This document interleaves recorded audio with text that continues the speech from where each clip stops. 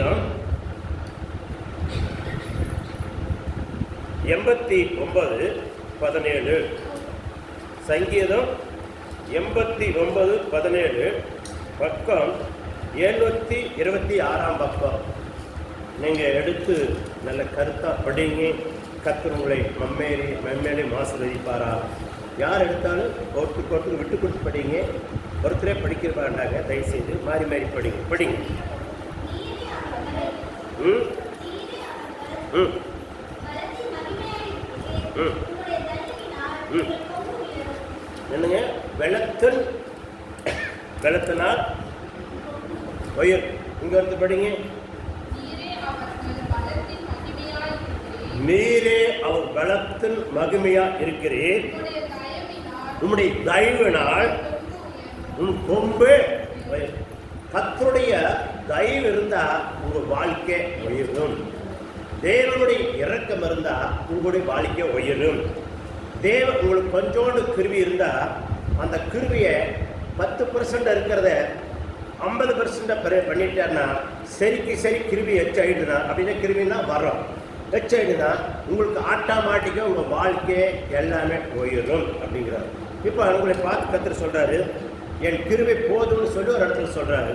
அப்போ அந்த கிருபை போதுமான அளவுக்கு தேவனை கர்த்தர் தரும்போது 100க்கு 100னே வச்சுக்கலாமே. 100க்கு 100 கிருபை வந்து விட்டதுன்னா உங்களுக்கு எல்லா தெய்வம் தானாகவே வந்துடும். அப்போ வரோட நீங்கள் என்ன செய்யணும்? அதை விசுவாசிக்கும்.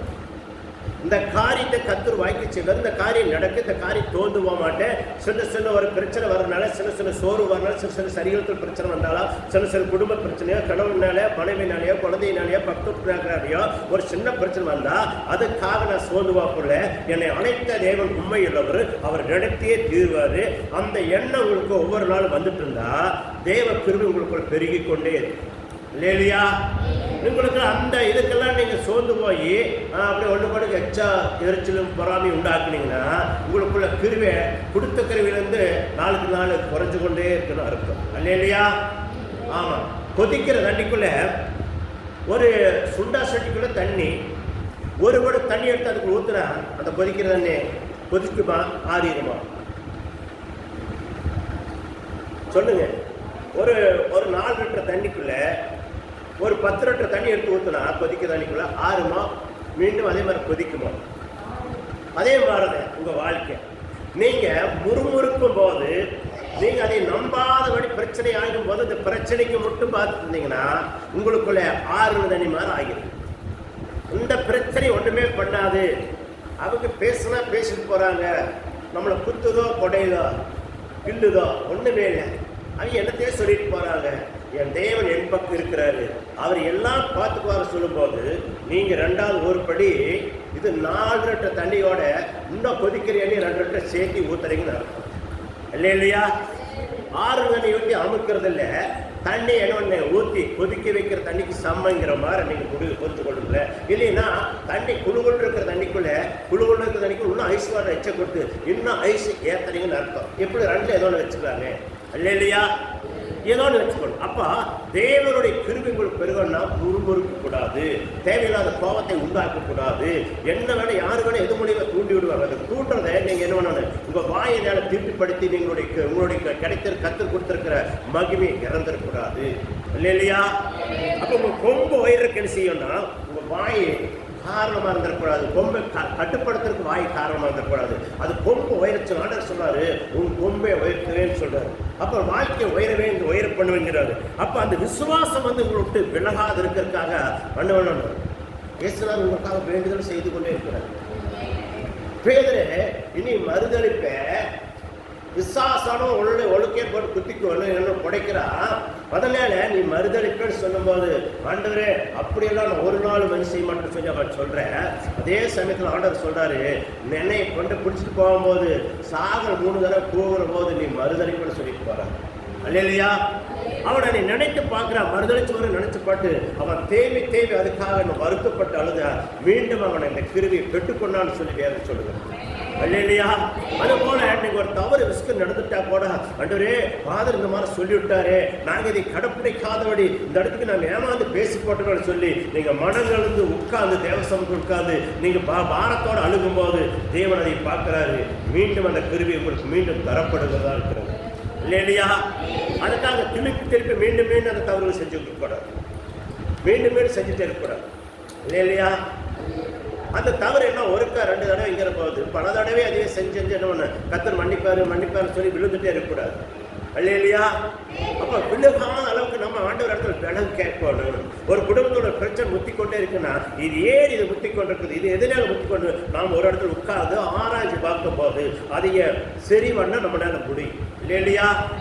ஒரு கப்பல் போயிட்டு இருக்குன்னா கப்பல் முழுகிற ஓரத்துக்கு வருதுன்னா அது எந்த இடத்துக்கு பொத்தல் விழுந்து அந்த தண்ணி உள்ளுக்கு ஆண்டவர் என்ன பண்ணுது, கப்பல் போயிட்டு இருக்கிற என்ன பண்ணு கடலுக்குள்ள அந்த தண்ணி உள்ளுக்கு ஏறி கொடுக்கிற கண்டுபிடிச்சு அந்த ஓட்டையை அந்த எந்த இடத்துக்கு ஓட்டையை வந்து அந்த ஓட்டையை அடைச்சு அந்த தண்ணி அப்படி மோந்து ஊற்றிட்டோம்னா என்னங்க அந்த கப்பல் முழுகிறதுல இருந்து காப்பாற்றி போடும். அதே போலதான் மனுஷன் வாழ்க்கை. அப்ப நம்ம வாழ்க்கையில என்ன நடக்குதோன்னு சொல்லி நம்ம கொஞ்சம் ஆராய்ச்சி பார்க்கணும். ஏன் பையன் இப்படி செய்யறா, ஏன் மனைவி இப்படி செய்யறா, ஏன் கணவன் இப்படி செய்யறா, ஏன் பக்கத்து கொடுக்காரு அடிக்கடிக்கு பிரச்சனை கொண்டாடுற, வேலை வெட்டிக்கு போறவங்க நம்மளுக்கு ஏன் ஏதோ ஒரு தொல்லை வருகிறது, ஏன் நம்ம சம்பளம் உயரவில்லை, நாம் எத்தனை சம்பளிச்சாலும் எப்படி இருக்கிறது, குடும்பத்தில் ஏதோ ஒரு பிரச்சனை வந்து கொண்டே இருக்குது, நிம்மதியே இல்லையே, இதுக்கு என்ன காரணம் அப்படின்னு சொல்லி தெய்வ சமூகத்தில் உட்கார்ந்து நீங்க ஆராய்ச்சி பார்த்தீங்கன்னா அதுக்கு என்னங்கிறது புரிஞ்சுக்கோங்க இல்லையா? தேவன் அதுக்குள்ள வழிவாசலை உங்களுக்கு சொல்லி கொடுப்பாரு. அதனாலதான் சங்கீதம் 32:8 சொல்றாரு, நான் உனக்கு போதித்து நீ நடக்க வேண்டிய வழியை என் கண்ணை உண்மையில வைத்து உனக்கு ஆலோசனை சொல்லி கொடுப்பேங்கிறார் இல்லையா? சங்கீதம் 20 சொல்றாரு, ஆபத்து நாளில கர்த்தரின் ஜெபத்தை கேட்பாராக, எப்போதும் தேவனுடைய நாம் உனக்கு உயர்ந்த அடைக்கலமாக. அப்ப அடைக்கலம் ஆபத்து நாளத்துல நீ நோக்கி கர்த்தரை கூப்பிடும் போது கர்த்தரை செய்வார் உனக்கு உயர்ந்த அடைக்கலமாக இருப்பார்னு சொல்லி வேதம் சொல்லுகிறது இல்லையா? உன் மனவிருப்பத்தின்படி உனக்கு தந்தரலே உன்னை ஆலோசனையை நான் நிறைவேற்றுவேன்னு சொல்லி சொல்றாரு. ஏன் இதெல்லாம் சொல்றாருன்னா மனவிருப்பத்தின்படி தண்டற்கு என்ன செய்யணும், நாம தேவசமத்தில் உட்கார்ந்து ஜெபிக்கும் போது அந்த காரியம் நடக்கும் இல்லையா? ஜெபிக்கல அந்த காரியம் நடக்காது. ஜெபிக்க நாம என்ன பண்ண முன் வரும்போது தேவன் என்ன நம்ம காரியத்தில் வைத்திருக்காரோ அதை அவரே பார்த்து அதுக்கு ஒரு விடுவு காலம் எடுப்பாரு. ஆமென். அப்ப அவர் விடுவாளம் எடுக்கிறதுக்கு நாம என்ன பண்ணணும், முயற்சி மட்டும் பண்ண பத்தாது. அதுக்கு என்ன பண்ணணும்னா கணவன் மணி ஒன்று சேர்ந்து ஜெபிக்கணுமா, இல்லைன்னா ஆலோசனை கிடைக்கலையா, நீங்க தேவாலயத்தில் வந்து என்ன பண்ணணும், உங்களுக்கு கொடுத்துருக்கிற போதக இடத்துல கேட்கலாம், எந்த கேட்ட அது முடிவு வருமா அதை உட்கார்ந்து நீங்க கேட்டு அதை கற்றுக்கொள்ளணும் இல்லையா? கத்தது பிரகாரம் செய்யும் போது பாருங்க எல்லாமே உங்களுக்கு என்னங்க ஆகும் இல்லையா? கத்திர சோத்திரம். ஆமே. அப்ப நின்று கையில தான் இருக்குது, அதை நீங்க என்ன கடைப்பிடிக்கணும். கத்திற்கு மகிமை உண்டாட்டு பாருங்க. அதுல பாருங்க அதுக்காக வசனத்தை நான் சொல்லிக்கிறேன். அப்ப இந்த காரியம் நடக்க வரைக்கும் என்ன செய்யணும்னா எபிராயர் 11 ஒன்ன படிக்கலாமே, 307 பக்கம் புதிய ஏற்பாடு. எபிராயர் 11 1 307 பக்கம் எடுத்துக்கோங்க சீக்கிரம். விசுவாசமானது நம்பப்படுகிற உறுதியும் நான் காணப்படாதது நிச்சயமா இருக்கிறது. பாருங்க எந்த பொருள் உங்களுக்கு இப்ப பரலோகத்தை காணப்படாத இடம் அது நிச்சயம். அதுக்கு போறதுக்காக இத்தனை பாடு, இத்தனை பிரச்சனை, இத்தனை சோர்வு, இத்தனை மயக்கங்கள், இத்தனை பிரச்சனை வரும்போது கூட நாம் என்ன பண்ணணும், ஆண்டவரே ஏன் இந்த பிரச்சனை, ஏன் இந்த துன்பம் ஒன்று சொல்லி நம்ம கேட்டு ஒவ்வொரு நாளும் என்ன பண்ணணும், நம்ம கால் எடுத்து வைக்கும் போதெல்லாம் அது நினைத்து எடுத்து வைக்கணும். காணாதது அடுத்து அது நிச்சயமானது, அது உண்மையுள்ளது. அந்த இடத்துக்கு தேடி போறதுக்கு தர பாடுபாடும். அப்ப நம்ம மேல சோதனை சோதனையை சலிக்கிற மனுஷன் பாக்கியவான் இல்லையா? அப்ப சோதனை வந்தாலுமே நீங்க என்ன சலிக்கக்கூடிய தன்மை பெற்றுக்கொள்ளணும். தேவையில்லாத நம்ம ஒண்ணு சொல்லிக்கூடாது. எந்த இடத்துக்கு இப்ப பாருங்க இந்த வசனத்தை நம்ம படிக்கிறோம்னா அந்த வசனத்தோட ஒரு பெருமை வந்துட்டாவே நம்ம விழுந்துவோம். அது கண்டிஷனாவே தெரியுமா? எந்த பொருள் எடுத்தாலும் பெருமை வராதபடி காத்துக்கொள்ளணும். கர்த்தருக்கு மகிமை உண்டாகட்டும். சரி, 2வது அதுல இருக்கு. நீதிமொழியில 16:7 படிக்கலாமே. நீதிமொழியில 16:7 படிக்கலாமே. 776 பக்கம். சீக்கிரம். ஒருவருடைய வழிகள் கர்த்தருக்கு பிரியமா இருந்தா அவனுடைய சத்துருக்களும் என்ன பண்ணுங்க, புரிஞ்சுட்டீங்களா? ஒருவனுடைய வழி தேவாதி தேவன் அண்டங்களை உருவாக்குற தேவனுக்கு பிரியமா இருந்தா உங்களுக்கு எதிர்வா எழும்புற சத்துருவோட உங்களுக்கு என்ன ஆயிருவாங்க? உங்களுக்கு சமாதானத்துக்குள்ள வந்துருவாங்க. முதல்ல வந்து உங்களுக்கு உங்க வழி என்ன தேவனுக்கு ஏற்ற வழியா இருக்கணும். மனசனை பிரியப்படுத்துற வழி செஞ்சீங்கன்னா அதில் விழுந்து போவீங்க இல்லையா? மனசன் பார்க்கட்டு, மனசன் பார்க்கறதுக்காக செவிக்கிறது, மனசன் பார்க்கறதுக்காக நம்ம பண்றது, மனசன் பார்க்கறதுக்காக நீங்க எந்த காரியம் செஞ்சீங்கன்னா நீங்க விழுந்துட்டு இருக்கிறீங்கன்னு அர்த்தம் இல்லையா? மனசன் பார்க்கறதுக்காக எந்த காரியத்தை நம்ம செஞ்சிடக்கூடாது. தேவன் மட்டும்தான் அதை நான் பண்ணணும். தேவன் நம்ம இடத்துல எல்லாமே பார்த்துக்கொண்டு சொல்லி நீங்க நல்லா பார்க்க வேண்டியதா இருக்குது. தேவ சமூகத்தில் எந்தெந்த காரியத்தை செய்றீங்களோ அது தேவனுக்கும் உங்களுக்குரியதா இருக்கணும். மனசன் பார்க்கறதுக்கு அதுக்கு சம்மதமா நீங்க இடம் கொடுத்துடக்கூடாது இல்லையா? போன வாரத்தில் ஒரு நாடகம் போட்டிருந்தது. அந்த நாடகத்தில் நான் பார்த்துட்டு இருந்தேன். அப்போ அந்த நாடகத்தில் என்ன வந்தேன்னா செல்லில் வந்த நாடகம் பார்த்துருந்தேன். கிறிஸ்து நாடகம். அவன் எல்லாமே என்ன பண்ணணும்னா பயங்கரமாக பேரே ஆசீர்வாதம், பேரே ஆசீர்வாதம். அப்போ அவன் என்னன்னா பேர் அவங்க அப்பா வச்ச பேருக்கு தகுந்த மாதிரி அவன் நடந்துக்கணும்னு சொல்லி அங்கே இருக்கிற பாஸ்ட்டுக்கெல்லாம் புகழ் பண்ணி ஒரு ஆலயத்துக்கு இத்தனைங்களா கறி நான் ஒரு 400 கிலோ வேணும்னு சொல்கிறேன். இவன் என்ன சொல்கிறேன், நீ 500 கிலோவாக எடுத்துக்கோன்னு சொல்லி ஒரு செக்கில் கையெழுத்து போட்டு எவ்வளோ வேணும் எடுத்துக்கோன்னு சொல்லி எழுதி கொடுக்குறேன். அப்படின்னா ஊருக்கு கொடுக்குற எல்லார் இடத்துல என்ன பண்ணணும், ஒரு பட்டாவோ ஒரு வீட்டு நிலமோ ஒரு நகையை கூட வச்சா அதுக்கு வட்டிக்கு 1 மாதம் உள்ள வட்டிக்கு வட்டி போட்டு அவங்ககிட்ட வச்சதெல்லாம் யாருமே திருப்ப முடியல. நகை திருப்ப முடியறதில்ல. நகை போயிருது, இடம் போயிருது, எல்லாம் போயிருது. அப்போ அவனுக்கு என்ன இப்படியே நடந்துட்டு இருக்கும்போது ஒரு நாள் என்னாச்சுன்னா அவன் பிள்ளைகளுக்கா மனைவிக்கா அந்த பிரச்சனையே அதை வந்து தெரியுதா அவங்க சொல்லி பார்க்குறாங்க. அப்பங்கார நீ எல்லாம் இந்த சொகுசை போறதுக்கு சொகுசை வாருக்கு நீ படிக்கிறதுக்கு காரணமே இதுதே, அதெல்லாம் ஆண்டவர் எல்லாம் ஆண்டவர் தான் ஏசப்பாதே இல்லைன்னு சொல்லு. ஆண்டவர் அப்படியெல்லாம் செய்ய வேண்டேன்னு சொல்லலையா, சொன்னாரா அப்படின்னு எழுதியிருக்குதா அப்படின்னு சொல்லி கேள்வி காப்பான். கேள்வி கேட்டு அவன் என்ன பண்ணுவேன், எல்லாமே குடும்பங்களுமே வித்தியாசமா இருக்கேன். அப்புறம் அவனுக்கு ஒரு பிள்ளை, ஒரே பிள்ளை, ஒரு பையன். ஒரு பிள்ளைக்கு என்னன்னா தீராத ஒரு வியாதி வரும். அப்போ அந்த வியாதினால அது என்னன்னா அந்த பிள்ளை என்ன நினைச்சாலும் அந்த பிரச்சனை தீரும்போது அந்த கொடுக்கும் அந்த அந்த எண்ணெல்லாம் வாங்கின எல்லாரும் கொடுக்கணும். எனக்கு என்னைக்கு எண்ணம் வருதோ அந்த பிள்ளைக்கு நல்லா இருக்கும் இல்லையா? அது வரைக்கும் அவன் என்ன பண்ணுறான்னு தெரியுங்களா, கொடுக்கும்போது என்ன சொல்கிறது தெரியுங்களா, அது நான் முக்கியமான சொல்கிறது விட்டுட்டேன். சொல்லும்போது என்னன்னா நல்லா கல்வெட்டில் நல்லா போட்டுருக்கோன்னு, நோட்டீஸ் நல்லா மேலே கொட்டை எடுத்து போட்டிருக்கோன்னு, ஆசீர்வாதம் அண்ணாச்சி இந்த 500 கிலோ கறி கொடுத்தார சொல்லி போட்டுருவோன்னு, படிக்கிறீங்களோ அது முதல்ல வந்தோடனே முன்னாடி இருக்கிற அங்கங்கே நீங்கள் வால் போஸ்ட் ஒட்டி இருக்கிற இடத்துல பார்த்து படிக்கணும். அப்புறம் அங்கங்கே ஒரு கட்டை ஒட்டி வச்சுருக்கணும். இப்படியெல்லாம் சொல்லி கொடுப்பாங்க இல்லையா? அது என்னென்னா உலகத்தை கூட மோசமாக அது மாதிரி நம்மளுக்குள்ளே நிறைய பேர் அப்படி வாழ்ற இருக்கிறாங்க கிறிஸ்துக்குள்ள, தெரியுமா? இருக்கிறது தான் நாடகம் எடுத்திருக்கிறாங்க. தேவன் சொல்லுகிறது என்னன்னா நம்மளுக்கு இந்த கையில் கொடுக்குற இந்த கைக்கு ஆண்டவர் சொல்லியிருக்காரு, வலது கையில் கொடுக்கறதே இடது காணிக்கு போடும் போது ஒவ்வொருத்தர் பாருங்க வேணுமே எப்படி எப்படியெல்லாம் போடுவாங்க. நான் நினைப்பேன், நீ மனசம் பார்க்குற மாதிரி போட்டது என்ன பண்ணியா, உனக்கு கத்திற்குள்ள எப்படி இருக்கிற அது முக்கியம் அல்ல இல்லையா? தேவனுக்கும் உனக்கு என்ன அப்படி எப்படி இருக்கிற அதுதான் முக்கியம். தேவனுடைய சமூகத்தில் நீ என்ன செய்தாலும் நீ என்ன ஒன்று கத்திற்குள்ளுக்கு ஒரு இது அதே இந்த கையில் கொடுக்குறது இந்த கைக்கே தெரியக்கூடாது ஆண்டவர் சொல்றாரு. அப்புறம் நீ அதை அப்படி போட்ட எப்படி அர்த்தம்? அப்போ இதெல்லாம் நம்ம பார்க்கணும். கர்த்தருக்கு மகிமை உண்டாட்டு. சரி சரி, விசுவாசத்தை பற்றி நம்ம பேசிட்டு இருக்கிறோம், அது இருக்குது. கர்த்தருக்கு மகிமை உண்டாட்டு. பாருங்க, இப்போ எதை படித்தோம், நீதிமொழியில் 16ல் 7 படிச்சிட்டோம், சரியா? இப்போ 2வது கர்த்தருக்கு ஸ்தோத்திரம். 2 பேரில் 1ல் 19 படிக்கலாமே. 2 பேரில் 1ல் 19 323ஆம் பக்கம் புதிய ஏற்பாடு. 2 பேரில் 1ல் 19 அது அதிக உறுதியான பாருங்க, அதிக தீர்க்கதரிசன வசனம் நம்மளுக்கு உண்டு. பொழுது விடிந்து விடிவெள்ளி நம்மளுக்கு நம்ம இருதயத்தில் உதிக்கும் அளவு இருளில் உள்ள ஸ்தலத்தில் பாரு, இருள் உள்ள இது வந்து பிரகாசிக்கிற விளக்கத்தை போல வசனத்தை கவனித்திருப்பது நலம். என்ன சொல்றாங்கன்னு கேட்டு நீங்க அது பிரகாரம் நடக்கிறது நலம். கேட்டு அது பிரகாரம் இருந்தீங்கன்னா உங்களுக்கு நலம். நிறைய வசனங்கள் இருக்கு, வாக்கு தத்தங்கள் இருக்கு. வாக்கு தத்தங்களை முட்டு பிடிச்சா பத்தாது, வாக்கு தத்தங்களை பிடிச்சி நீங்க நடக்க அது பிரகாரம் நடக்கும்னா அந்த வசனத்தை எங்க தேடி பிடிச்சிட்டீங்கன்னா உங்களுக்கு ஒவ்வொன்றுக்கும் ஒவ்வொரு கண்ணவன் கொத்து கொத்தா சாகி கையில் கொடுப்பார். அந்த சாகி வாங்கி எந்தெந்த நாட்கள் என்னென்ன இருக்கு திறக்க இருக்குமோ அதே ஆண்டவர் என்ன அந்த கையிலே சாகி இருக்கு, திறக்க முடியாத கடை. காரணம் என்னன்னா அந்த திறக்கிறதுனால சாகி கத்து கொத்தா இருக்கிறதுனால ஒன்றை போட்டு பிணைஞ்சிட்டு எடுத்து திறந்தாலும் திறக்காதே கிடையாது. காரணம் என்னன்னா நீங்க நிறைய வசன வாக்கு தத்தங்கள் இருக்கு, திறக்க முடியாது. காரணம் என்னன்னா நம்ம தேவனுக்கும் நம்மளுக்குள்ள ஐக்கியம் தூரத்தில் இருக்கு. அப்ப அந்த தூரத்தில் இருக்கிறதுனால நீங்க திறக்கக்கூடாதபடி அடைப்புல கிடையாது.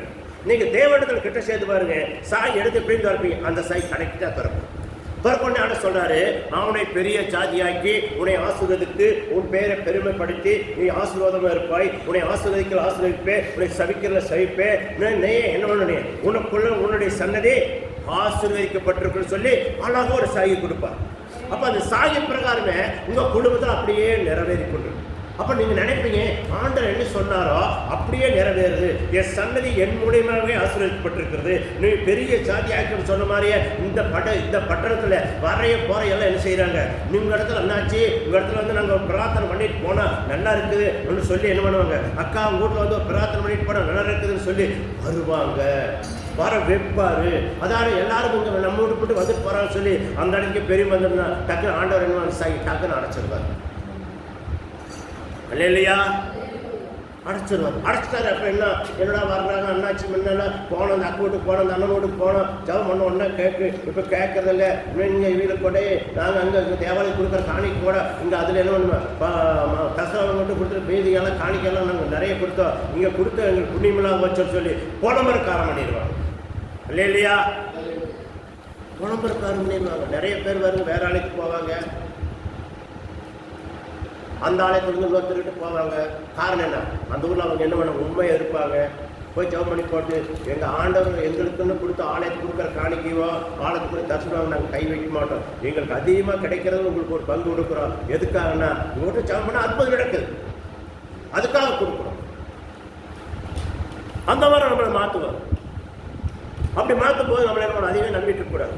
அப்போ ஆண்டவர் ஊழியத்துக்கு அழைச்சிருப்பாரு கண்டுபிடிச்சு நாம ஒரு இடத்துல நம்ம ஊழியக்காரர்கிட்ட சொல்லி ஒரு ஊழியத்தை நம்ம கிளை ஒழித்து உண்டாக்குறீங்களா, அது நான் நடத்திட்டான்னு கேட்கறதுக்கு நீங்க ஆரம்பம் பண்ணணும். இல்லையா முதல்ல புரிஞ்சுக்கணும், உங்க இடத்துல ஆண்டவர் இருக்கிறாரா, யாரும் ஜெபம் பண்ணிட்டு போறாங்க, அவங்க சாட்சிகள் வரணும். சாட்சி வந்த பிறகு உங்களோட ஆண்டவர் இருக்கிறான்னு கண்டுபிடிக்கும். நான் அப்படித்தான் கண்டுபிடிச்சேன். நிறைய வருவாங்க, ஜவுத்துக்குன்னு வருவாங்க, நிறைய பேர் என்ன வந்துட்டு ஓடியாருவாங்க, இன்னைக்கு வரைக்கும் ஓடியாருவாங்க. அன்னைக்கு நாங்கள் விசுவாசி இருக்கும்போது அப்படி இருந்தாங்க. அப்புறம் தான் அனைப்பிற்குன்னு வந்து ஊழிகாரர்கள் சொல்லும்போது நான் ஏற்றுக்கவே இல்லை, இதெல்லாம் சொல்லிட்டு போயிடுவாங்க. ஊழிகாரர் ஒவ்வொருத்தருக்கு படுற கஷ்டத்தை பார்க்குற அந்த கண்ணீர் வந்து நம்ம தான் தலையில் எடுத்துட்டு இதெல்லாம் நம்மளுக்கு ஒத்து வராது, நாம எல்லாம் ஜெபம் பண்ணி கொடுக்குறோம், அதோடு விட்டுட்டு நம்ம வாட்டு வேலைக்கு போகிற கைவிலையே சம்பாதிக்கிறோம், இதே போதும் அப்படின்னு சொல்லி அந்த இடத்தோடு நான் ஓடிட்டு இருந்தேன். அப்போ வர்ற என்ன சொல்கிறதெல்லாம் இப்போ ஏற்றுக்கிறேன். அப்புறம் இப்படி சொல்லி போட்டு ஆர்டர் பார்த்தாரு, நான் என்ன சொல்ல கேட்க மாட்டேன், நல்ல ஒரு அடி கொடுத்தாரு. அப்புறம் தான் அழைக்க வந்தேன். இல்லையா ஆண்டவர் அழைச்சிருந்தாருன்னா நீங்களை யாரு மேலே தடை பண்ண முடியாது, கண்டிஷனா ஒளிஞ்சே. அழைப்பு இல்லைன்னா எந்த ஆலயத்தில் நீங்கள் தாங்கணும், அந்த ஊழியத்தை நிறைய கொடுத்து தாங்கலாம், வேற ஆத்து மக்கள் படம் என்ன செய்ய உங்கள் அழைப்பு இருக்கா அதை கண்டுபிடிச்சு நீங்கள் செய்யும். அழைப்பு இல்லாத போய் மாட்டிக்கூடாது. ஆமே இல்லையா பாரு, கர்த்தருக்கு மகிமை உண்டாட்டு. ரெண்டாவது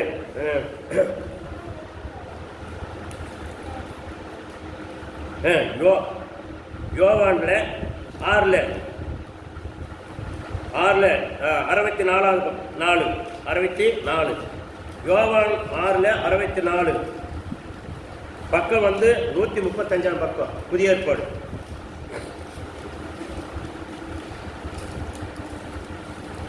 சீக்கிரம் டைம் போயிடுச்சு. ஆகிலும் உங்களில் விசுவாசிய ஆதவர்கள் சிலர் உண்டு என்றார். விசுவாசி ஆனவர்கள் இன்னார் என்றும் காட்டு குடிப்பவன் இன்னார் என்றும் ஆதி முதலாக இயேசு அறிந்திருந்தபடியால். பார்த்தீங்களா, ஆதி முதல் காட்டி இன்னைக்கு தேவர்கள் காட்டி கொடுக்குற நிறைய விருத்த இருக்கிறாங்க. தேவாலயத்தை பற்றி காட்டி கொடுக்குறியா, பாஸ்டர் காட்டி கொடுக்குறியா, வேலைக்கு இங்கே வர்றேன் ஒன்று பண்ணி காட்டிக்கிறியா, அந்த குடும்பம் இப்படி இந்த குடும்பம் அப்படின்னு சொல்லி வெளியே போய் பேசுகிற குடும்பம் இன்றைக்கி இருந்துட்டு இருக்கு. ஆதி முதல் தெரிஞ்ச மாதிரி இன்றைக்கி செஞ்சுட்டு இருக்கு. அதெல்லாம் நம்ம மாறிக்கணும். நாம் முதல்ல ஆண்டவர் சொல்கிறார், நீ ஒரு விரல் நீட்டி இப்படின்னு சொல்லிட்டு இருக்கும்போது அந்த 3 விரல் பார்த்து நீ சரியா இருக்கிறியாப்பா, நீ முதல்ல முனை பாருப்பான்னு சொல்லி இந்த 3 விரல் நம்மளுக்கு கேட்குமா? இல்லையா? அதனால யாரை கண்டு யாரை குறை சொல்றது மறந்துடும். நாம குறை சொல்லக்கூடாது. நம்ம இடத்துல எப்படி இருக்கிறோம், நாம் எப்படி வாழ்றோம் அப்படின்னு சொல்லணும். கர்த்தருக்காக மகிமை உண்டாட்டும். சரி, இப்போ நாம் எதையும் படித்தோம், கர்த்தருடைய வார்த்தை கேட்டோம். அப்போ இன்னொன்று மீண்டும் அதுக்கே நம்ம வந்துடுறோம்.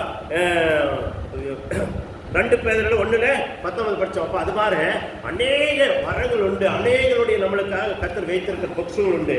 அந்த பொக்ஷங்களை கண்டுபிடிக்க வரைக்கும் நீங்கள் என்ன பண்ணக்கூடாது, நிறுத்தக்கூடாது. நம்மளுக்காக வைத்திருக்கிறது என்ன, நம்மளுக்காக வைத்திருக்கிற பொக்ஷங்கள் என்ன, நம்மளுக்காக ஆண்டவர் எங்கெங்கே வச்சிருக்காரா அப்படின்னு சொல்லி தேடிக்கொண்டே இருந்தீங்கன்னா அதை தேடுறதை கண்டு சொல்லாம் நீங்கள் பெற்றுக்கொள்ளலாம். அதுலேருந்து கர்த்தர் உங்களை ஆசீர்வதிப்பார் சொல்லி இந்த வார்த்தையை நான் முடிக்கிறேன். கர்த்தர் உங்களை ஆசீர்வதிப்பாரா? ஆமென். இல்லையா? எல்லாரும் முழங்கால் பிடிப்பு நம்ம போய் செவிக்கலாமே. இந்த வார்த்தை பிரகாரம் நடக்கட்டும். வார்த்தை பிரகாரம் எல்லாம் டைம் போயிட்டு வெயில்னால ஓவலாக இருக்கிறதுனால இந்த வசனத்தை நான் அடுத்த தடவை நான் உங்களுக்கு எல்லாம் கிளீன் பண்ணி சொல்கிறேன். கொஞ்சம் நேரத்தில் வந்தீங்கன்னா நான் என்ன பண்ணுறேன், நேரத்தில் வந்தீங்கன்னா அதுக்கு தகுந்த மாதிரி உங்களுக்கு சொல்லிக் கொடுக்கலாம். கருணை காட்ட தேவனுடைய மாமம் உயரட்டும். பெரித காரியங்கள்லாம் முழங்கால் பண்ணிட்டு ஜபிக்கலாமே.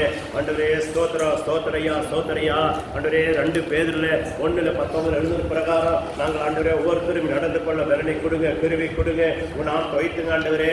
நாங்கள் அந்த ஆண்டவரே தெய்வீக வசனத்தை கண்டுபிடிக்க வரைக்கும் நாங்கள் ஓயாத செய்யக்கூடிய ஆண்டவரே தேடி அதை கண்டுபிடிச்சு ஆண்டவரே அப்பா வெள்ளியான ஆண்டவரே விளக்கு வெடிஞ்சு வந்த ஆண்டவரே ஒரு விளக்கை ஏற்றி அந்த விளக்கு கண்டுபிடிச்சு தேவனுடைய வார்த்தை வசனத்தை கண்டுபிடிக்க வரைக்கும் நாங்கள் உண்டாத தேடுகிறீர்களாக, அது பிரகாரம் நடக்கிறீர்களாக, அதுக்கேற்ற ஆண்டவரை நாங்கள் வாழ்றீர்களாக தேவன் எங்களுக்கு அனுகிரகம் பாராட்டும்படி ஜெபிக்கிறோம். தேவனுக்கு செய்யறதுக்காக ஸ்தோத்திரம், நடத்துறதுக்காக ஸ்தோத்திரம், நாம் தொய்த்திற்காக ஸ்தோத்திரையா. இந்த வந்த பிள்ளைகளை என்னென்ன காரியத்தோட என்ன கவலையோட வந்தாங்களோ அந்த கவலைகளை மாறுட்டையா, துக்கங்கள் துயரங்களை மாறும்படி தேவன் உதவி சொல்லி ஜெபிக்கிறோம். ஆமாப்பா ஆண்டவரே ஸ்தோத்திரம் ஆண்டவரே. இவங்களை என்னென்ன காரியங்களை இந்த பிள்ளைகளெல்லாம் இப்படி படிக்கணும், என் பிள்ளைகள் இப்படி இருக்கணும், நான் இப்படி இருக்கணும், என் குடும்பம் இப்படி இருக்கணும் அப்படின்னு வந்து யாரெல்லாம் அப்படி ஏங்கி கொண்டு வந்தாங்களோ அந்த ஏக்கத்தை கத்த நிறைவேற்றும்படி கருணை காட்டும்படி தயவாடி ஜெபிக்கிறோம். என் தேவனை கத்த செய்வார்னு சொல்லி நம்புகிறோம், விசுவாசிக்கிறோமையா. அதே போல ஆண்டவரே அப்பா எனக்கு ஒரு நல்ல வீட்டை கத்தர் தந்துட மாட்டான்னு சொல்லி கவலைப்படுகிறேன். கண்டவரே இந்த கவலை கண்ணீரை கத்தர் நீக்கும்படி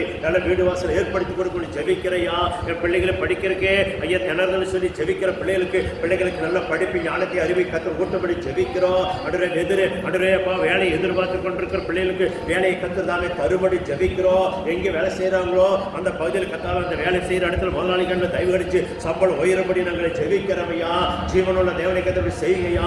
பிள்ளைகளுடைய ஏக்கத்தை எண்ணங்களை கத்தர் நிறைவேற்றபடி ஜெபிக்கிற எங்க பிள்ளைகளுக்கெல்லாம் அன்று ஒரு நல்ல திருமணம் நடக்கலையான்னு சொல்லி ஏங்குற பிள்ளைகளுக்கு நல்ல திருமணத்தை கத்தர் ஏற்படுத்தி கொடுக்கும்படி ஜெபிக்கிறோம். அதே போல எங்க பிள்ளைகளுக்கு நல்ல ஆண் குழந்தைக்கு வேணும்னு சொல்லி ஜெபிக்கிற பிள்ளைகளுக்கு நல்ல ஆண் குழந்தை வாசை கத்தர் தருமடி நாங்களை ஜெபிக்கிறவையா. தேவனை கத்தர் செய்யுங்க ஆண்டவரே. அப்பாவும் கையில் பிரயத்தனை சாப்பிடுவான்னு சொன்ன வாக்கு தத்தத்தை வசனத்தை கத்தர் நிறைவேற்றும்படி ஜெபிக்கிறவையா. என் தேவனை கத்தர் செய்யுங்க, நாமத்தை முகப்படுத்துங்க. இயேசு நாமத்தில் தாழ்மையோட ஜெபிக்கிறோம் ஜீவனுள்ள நல்ல பிதாவே. ஆமே ஆமே ஆமே ஆமே. எல்லாரும் எழுந்து நின்று நம்ம ஒரு பாடலை பாட